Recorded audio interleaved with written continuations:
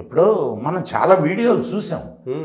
ఉమ్మేయడము, ఉచ్చబోయడము, అవును, అసలు మోరీలలో పండ్లను కడగడం కడగడం ఎంత నీచమైనటువంటి ఇదో మనం చూసాం. మరి పవిత్రంగా వాళ్ళు ఇది తీసుకొని వెళ్తున్నప్పుడు కావడి యాత్ర దాదాపు 2 కోట్ల మంది అవును ఈ యాత్ర చేస్తారు. అవును 2 కోట్ల మంది యాత్ర చేసేటప్పుడు వాళ్ళ మనోభావాలు మీకు అక్కర్లేదా? అది కాకుండా ప్రొప్రైటర్ అసలు నీ పేరు దాచుకోవాల్సిన అవసరం ఏమిటి?